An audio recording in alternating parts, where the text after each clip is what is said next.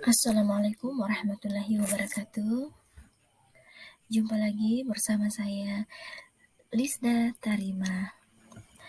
Baik, hari ini kita akan membahas mata pelajaran sosiologi tentang konflik sosial. Materi ini berada di kelas 11 SMA ya.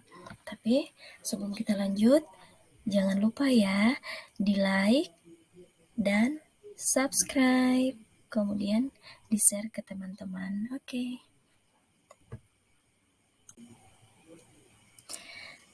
Nah, sekarang kita masuk pada materi konflik sosial.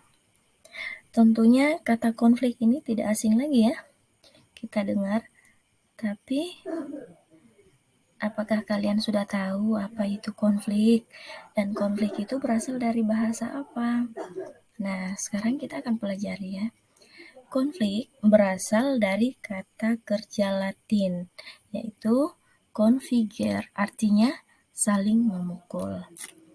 Nah, secara sosiologi, konflik diartikan sebagai suatu proses sosial antara dua orang atau lebih. Jadi, secara umum, konflik sosial adalah pertentangan antar anggota masyarakat yang bersifat menyeluruh dalam kehidupan. Nah, beberapa pengertian konflik dari para ahli antara lain, yang pertama yaitu Surjono Sukanto. Nama Surjono Sukanto ini mungkin sudah tidak asing ya buat kalian. Dia menyebutkan bahwa konflik adalah suatu proses sosial ketika beberapa orang atau sekelompok manusia berusaha memenuhi tujuannya dengan jalan menentang pihak lawan yang disertai ancaman dan atau kekerasan. Itu menurut Surjono Sukanto. Kemudian menurut Robert M.Z. Lawang, dia menyebutkan bahwa konflik adalah perjuangan untuk memperoleh hal-hal yang langka, contohnya nilai dan otoritas. Sementara tujuan dari mereka untuk berkonflik itu tidak hanya untuk memperoleh keuntungan, akan tetapi untuk menundukkan saingannya. Nah, itu menurut Robert M.Z. Lawang. Nah, kita ke penyebab dulu.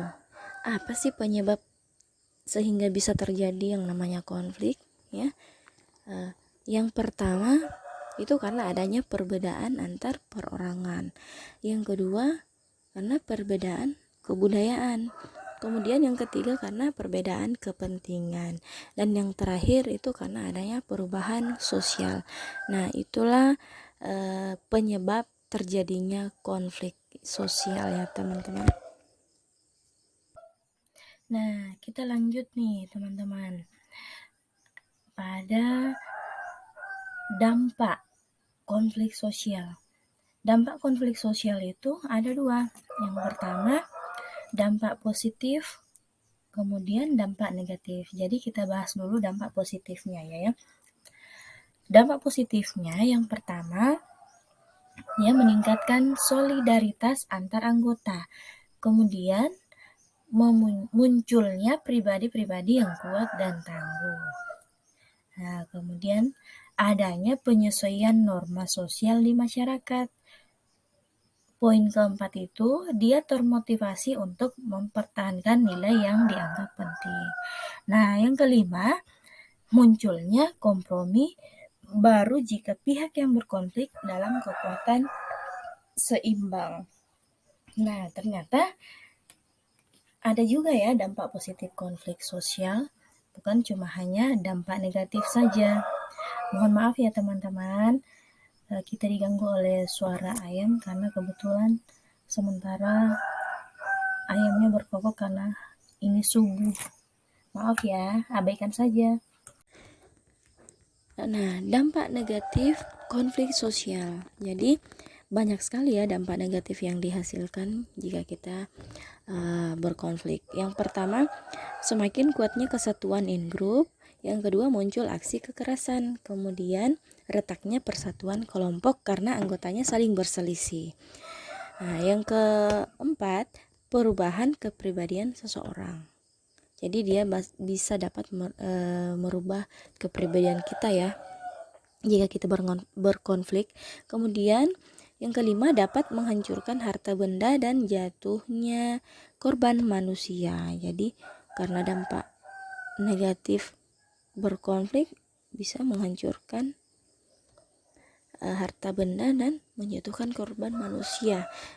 Jadi kita bisa saling membunuh ya teman-teman jika ada terjadi konflik. Kemudian yang terakhir, muncul aksi balas dendam dan perpecahan. Nah, itulah semua dampak-dampak negatif yang dihasilkan oleh konflik sosial.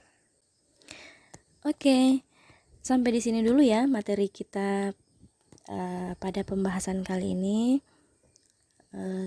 Nanti kalau lain waktu kita lanjutkan ya.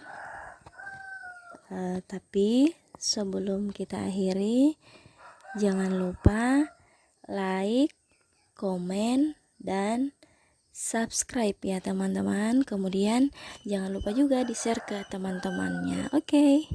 Terima kasih. Assalamualaikum warahmatullahi wabarakatuh.